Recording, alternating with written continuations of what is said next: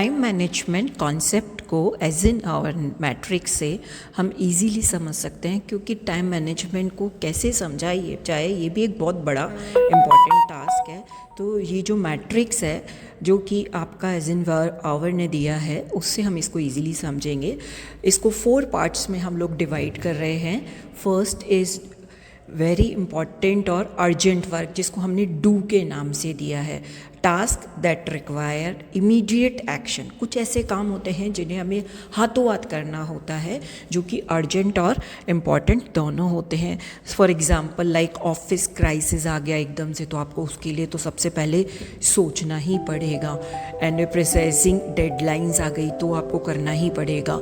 Second important काम हो जाता है जिसको हम डिसाइड कर सकते हैं, जो कि अर्जेंट नहीं है, not urgent but plus important ज़रूर है हमारे लिए, जो कि task to schedule for later, जिसके लिए हम बाद में भी सोच सकते हैं। फॉर एग्ज़ाम्पल जिम टाइम है, जैसे किसी को एक्सरसाइज करनी है तो जिम टाइम है वो उसको देना ज़रूरी है।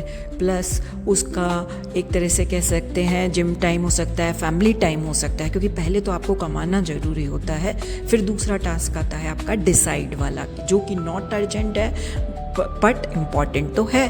थर्ड इज़ डेलीगेट है, अर्जेंट प्लस नॉट इम्पॉर्टेंट, जो ज़रूरी तो है बट बहुत ज़्यादा इम्पॉर्टेंट नहीं है। Task that should be assign to someone else, किसी और ने आपको कोई काम बताया है उसको आप डेलीगेट के उसमें रखेंगे, जो कि अर्जेंट है बट बहुत इम्पॉर्टेंट नहीं है, क्योंकि पहले फैमिली के लिए हम टाइम पहले देते हैं। फॉर एग्जांपल शेड्यूलिंग मीटिंग, आपको कोई मीटिंग शेड्यूल करनी है या कोई अपॉइंटमेंट शेड्यूल करना है तो वो आप अपने अकॉर्डिंग कर सकते हैं। Next fourth is deleted. बहुत सारे टास्क ऐसे होते हैं जो हम दिन भर में परेशान हो रहे होते हैं कि करें नहीं करें, तो हमें ये वेरीफाई करना होता है कि वो टास्क हमारा क्या है, नॉट अर्जेंट है और नॉट इम्पॉर्टेंट है, तो हम उसको डिलीट कर सकते हैं कि ज़रूरी नहीं हम आज ही करें।